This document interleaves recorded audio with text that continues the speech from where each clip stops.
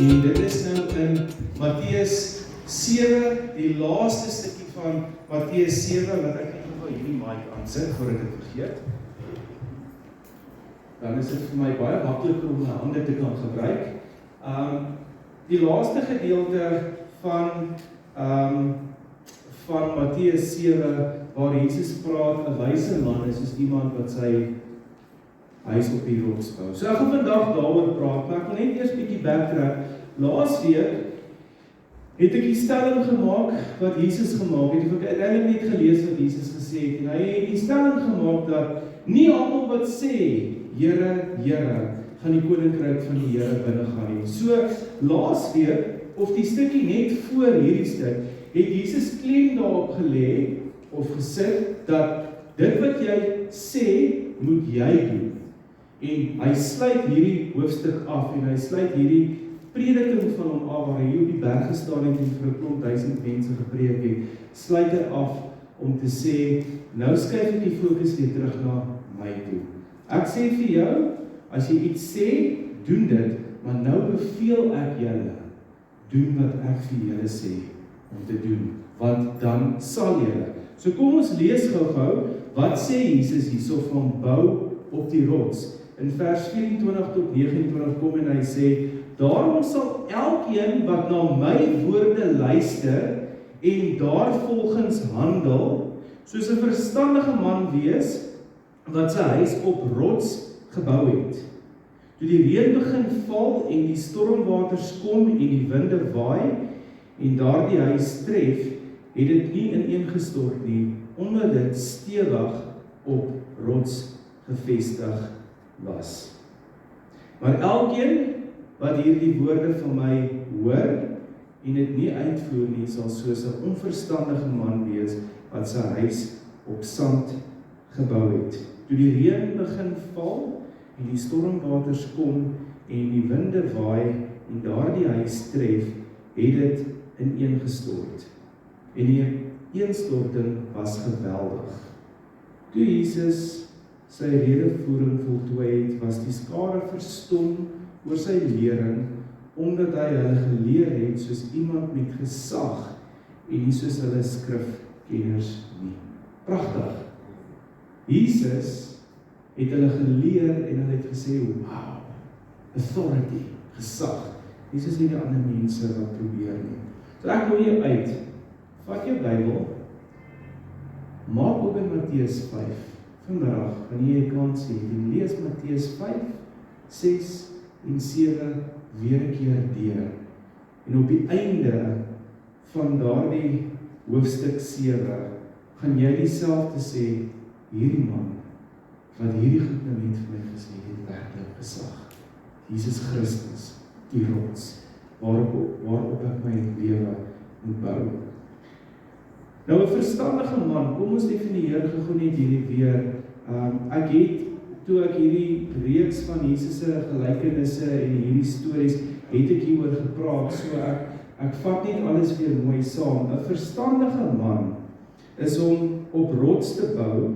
Dit simboliseer om Jesus se leringe te hoor en toe te pas. Jesus sê, bou op die rots. Luister wat ek vir jou sê, en as jy luister en doen wat ek vir jou sê, dan bou jy jou huis op die rots. Dis hoekom ek sê, dit is so belangrik, as die Bybel vir jou sê, eer die Here met jou rykdom, dat jy hom sal eer met jou rykdom. Want dit is 'n opdrag wat hy vir jou gegee het. As die Bybel vir jou sê, moenie jok nie, moenie jok nie. Dit is nog 'n opdrag wat Jesus vir ons gee, en hy sê, as jy doen wat ek vir jou sê om te doen, dan gaan jy 'n wyse man wees. Die rotsfondasie wat hy hiervan praat, is 'n metafoor vir 'n lewe wat gewortel is in Christus se wysheid en waarheid. Jesus verduidelik hoe storms die lewe se uitdagings verteenwoordig, want daar's die heeltyd storms in ons almal se lewens, elke dag, 24 ure 'n dag, né? Daar's die heeltyd uitdagings. Maar Jesus sê, die oomblik wat jy na my woorde luister en dit toepas en doen wat ek vir jou sê, gaan die storms van die lewe nie regtig so groot impak op jou lewe hê nie. Want wanneer jy doen wat Jesus vir jou sê, kweek dit geloof, uit die aard van die saak is jy gehoorsaam, en daai gehoorsaamheid bou vertroue in God, en dit verskaf absolute stabiliteit in ons lewe. Ek het 'n vriend wat 'n makelaar is. En dis vir my baie interessant. Hy is elke dag nou op WhatsApp met my en hy verduidelik vir my hoe hy noks vat met sy kliënte. Want julle weet nou wat gaan aan in die wêreld, nê? Al die markte val nou en mense sê dis die einde en dit is nie. Die markte haal op ons maar net asem in, asem uit. Maar hy sê hoe die mense hom bel en sê hoorie, my goeders het nou geval 5%. Wat gaan aan en hulle stres? En hier is dit net vir my die perfekte voorbeeld. As jou lewe gewortel is in Christus, dan bring dit stabiliteit en dit bring rustigheid. Maak nie saak wat in die wêreld om jou aangaan nie. God is op die Here. Hy is jou bron, nie die S&P 500 nie, nie Donald Trump nie. God wat op die troon sit. En toe hy dit vir my sê en ek weet sê weet jy, ek het nog nie eens gaan kyk hoe lyk my aftree aan die tyd en goeders nie, toe gaan kyk en toe sê ek vir hom, tragies, en dit is so. Sê ek maar, nie worry nie, God is in die Here, alles gaan weer regkom. Maar 'n onverstandige man, is soos die ou wat nou stres oor alles, om op die sand te bou, weerspieël om Jesus se woorde te ignoreer. Sand is onstabiel, Corrie, jy wat 'n bouer is, sal dit mos nou kan sê, jy moet op 'n goeie fondasie bou. Sand is nie. So as jy nie luister na wat Jesus sê nie, het jy nie 'n goeie fondasie nie. Net soos 'n lewe wat op wette, wêreldse of vleeslike waardes gebou word. As jy 'n onverstandige man wil wees, lees jou Bybel en doen die teenoorgestelde.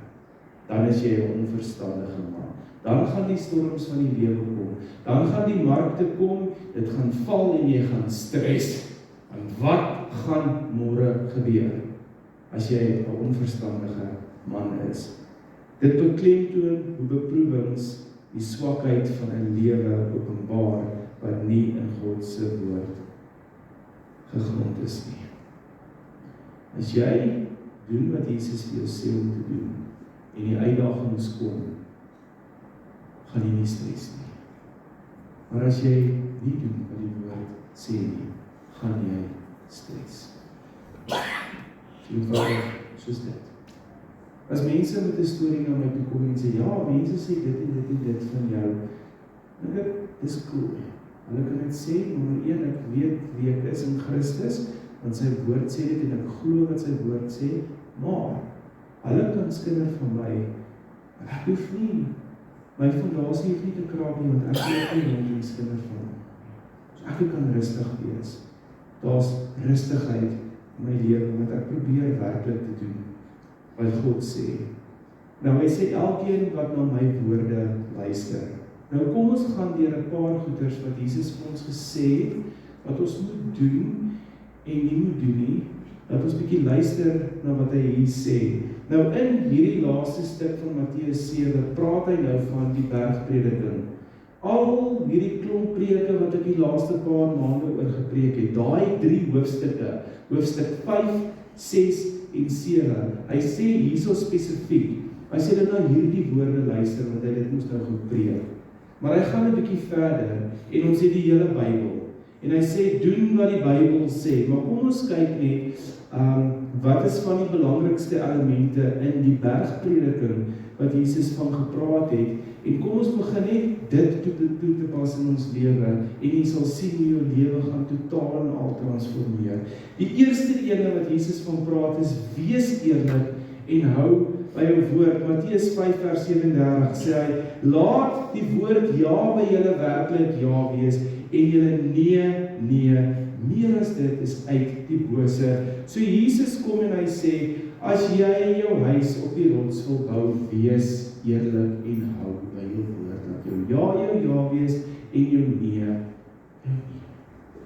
Moenie allerhande beloftetjies maak wat jy nie kan bykom nie, en by kan hou nie.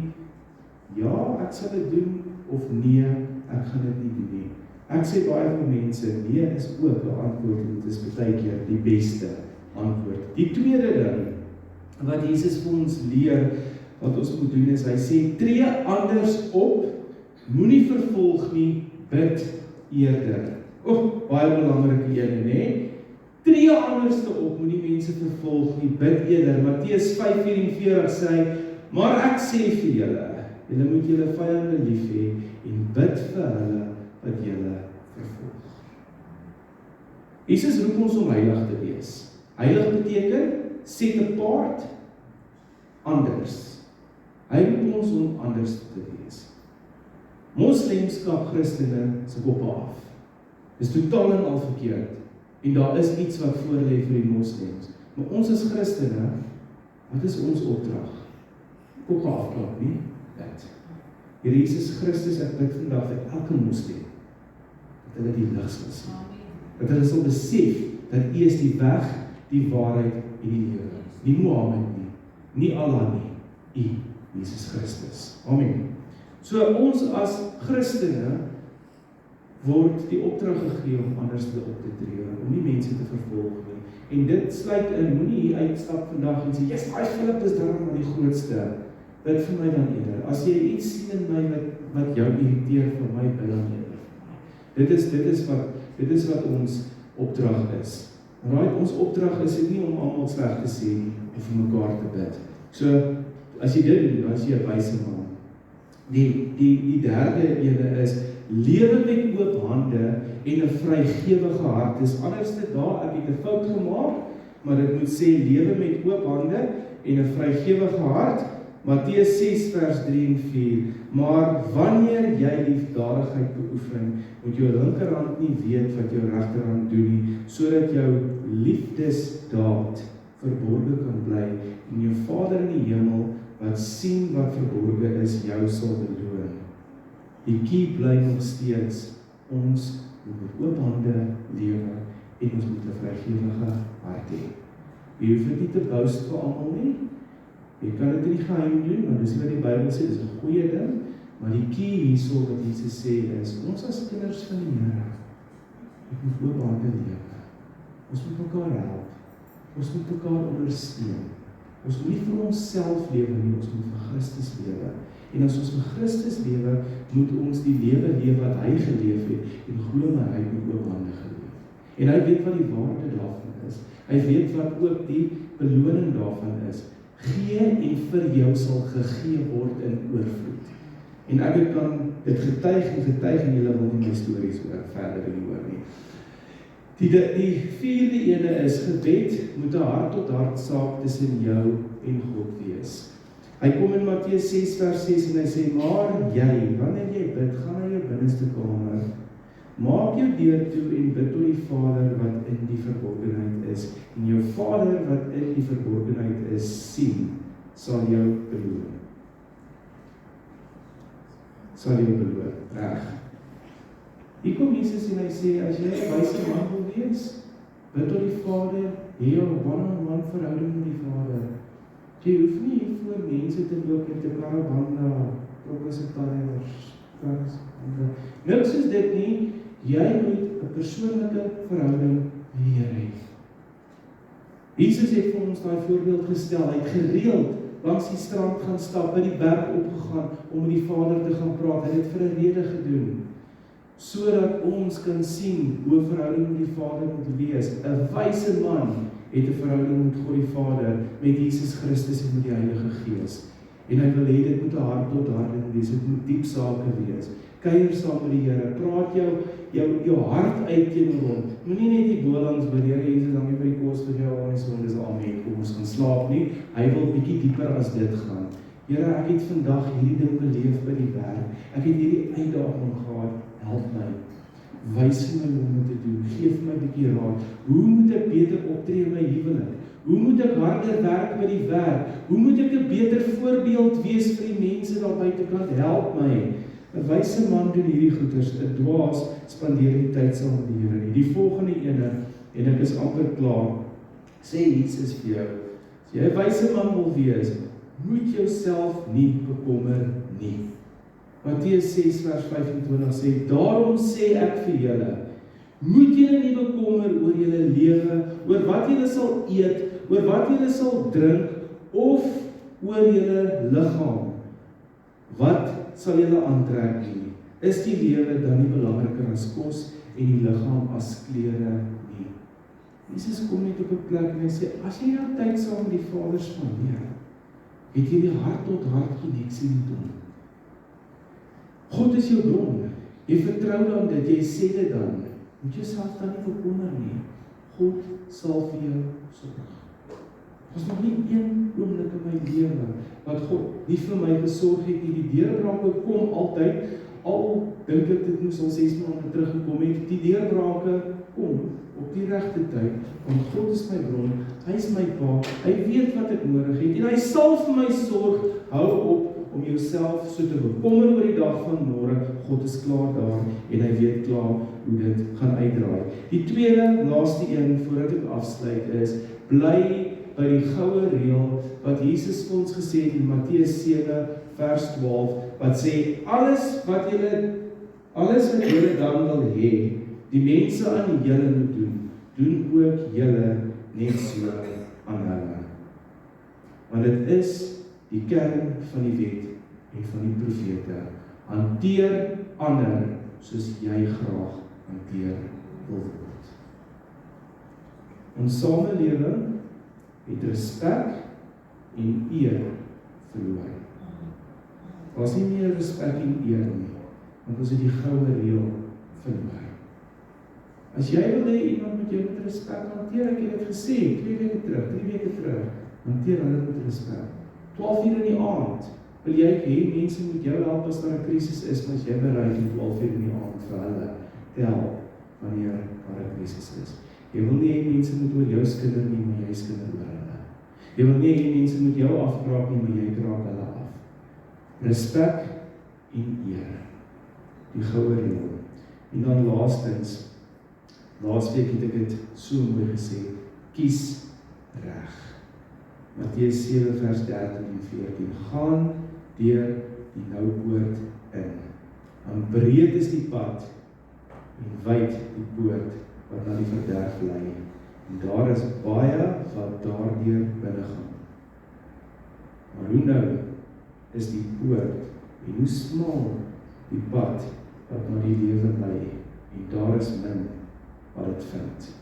Nou, ek het laasweek gesê, hierso sê Jesus 2 goeders. Eerste ene is, maak seker, jy gaan deur my hek.